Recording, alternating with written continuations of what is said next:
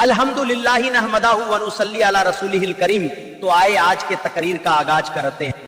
ترمذی شریف حدیث نمبر 3372 میں رسول اللہ نے فرمایا دعا ہی عبادت ہے۔ پھر سورہ 40 مومن کی آیت نمبر 60 پڑھا اور کہا تمہارا رب فرماتا ہے تم مجھے پکارو میں تمہاری پکار دعا کو قبول کروں گا۔ جو لوگ مجھ سے مانگنے سے گھمنڈ کرتے ہیں وہ لوگ جہنم میں ذلیل و خوار ہو کر داخل ہوں گے۔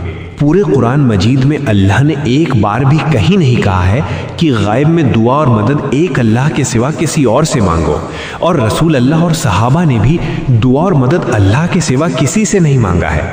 اللہ کے سوا قبر، مزار، پیر بزرگ بابوں سے وہی لوگ مانگتے ہیں جنہیں اللہ اور رسول اللہ پر یقین نہیں ہے۔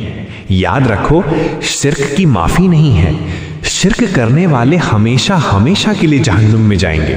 اللہ حافظ۔ آئے آج ہم لوگ صحیح بخاری شریف حدیث نمبر 7460 جانتے اور سمجھتے ہیں۔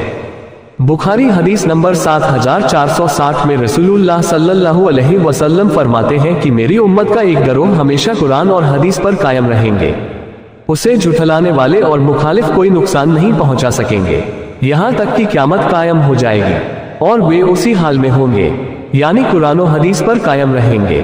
آئے اس حدیث پر تھوڑا سا تبصرہ کر کے گہرائی سے سمجھتے ہیں۔ رسول اللہ نے فرمایا میری امت کا ایک گروہ ہمیشہ قرآن اور حدیث پر قائم رہیں گے، اور انہیں جھٹلانے والے اور مخالف کوئی نقصان نہیں پہنچا سکیں گے یہاں تک کہ قیامت قائم ہو جائے گی۔ اس حدیث سے پتہ چلا کہ قرآن و حدیث پر چلنے اور عمل کرنے والا ہی سیدھا راستہ پر ہے، اور وہی رسول اللہ کے سنت طریقے پر ہے، نہ کہ وہ جو اپنے فرقے کے علماء پیر بزرگ بابوں کے طریقوں اور ان کے لکھے منگڑنت ملاوٹی بے بنیاد کتابوں پر چلتے اور عمل کرتے ہیں۔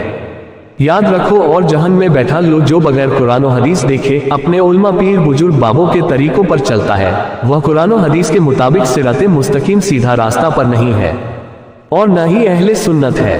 لیکن ہاں اہل سنت تو نہیں ہے لیکن اہل بدعت ضرور ہے، اور اسلام مسلمان قرآن و حدیث نبی اور نبی کا سب سے بڑا دشمن ضرور ہے، کیونکہ قرآن و حدیث اور رسول اللہ کے سنت طریقے کو چھوڑ کر اپنے علماء پیر بزرگ بابوں کے کتابوں اور طریقوں پر چلتے اور عمل کرتے ہیں، جیسے رسول اللہ اور خلفائے راشدین نے تیجا 10واں 20واں 40واں اور برسی نہیں کیا ہے۔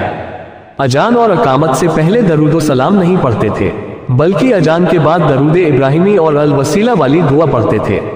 نبی کا نام آنے پر انگوٹھا نہیں چومتے تھے بلکہ درود شریف پڑھتے تھے۔ قرآن و حدیث رسول اللہ اور خلفائے راشدین کے طریقوں کے جسٹ الٹا چلنے والے یہ کون لوگ ہیں؟ آپ لوگ اچھی طرح سے جانتے ہیں، اور سب کچھ جانتے ہوئے قرآن و حدیث اور رسول اللہ کے دشمنوں کے پیچھے چل رہے ہو۔ جیسے آگے کا ایک بھینڈی کنواں میں گرتا ہے تو اس کے پیچھے سارے بھینڈی کنواں میں چلے جاتے ہیں۔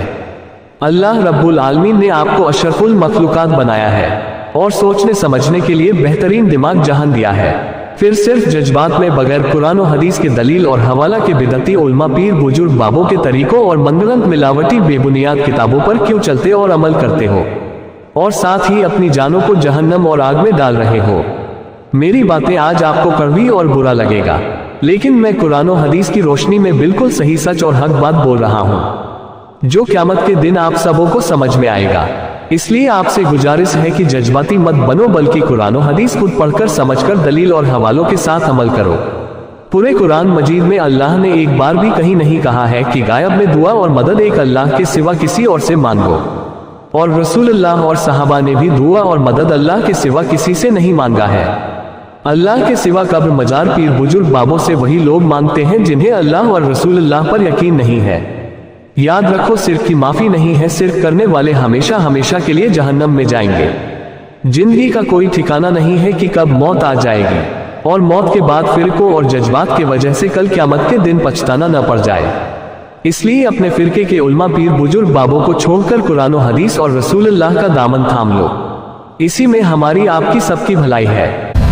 اے لوگوں، اگر تمہیں رسول اللہ صلی اللہ علیہ وسلم سے محبت ہے تو اللہ کی طرف سے کوئی ایسی کتاب لاؤ جو ان دونوں قرآن اور تورات سے زیادہ ہدایت دینے والی ہو۔ اگر تم سچے ہو تو میں اسی کی پیروی اختیار کروں گا۔ اے لوگوں، اگر تمہیں رسول اللہ صلی اللہ علیہ وسلم سے محبت ہے تو علماء، پیر، بزرگ بابوں کی من گڑھن بات قرآن اور صحیح حدیث میں خود دیکھے بغیر نہ مانیں اور نہ ہی اس پر عمل کریں۔ وآخر دعوانا ان الحمد للہ رب العالمین۔ اللہ حافظ.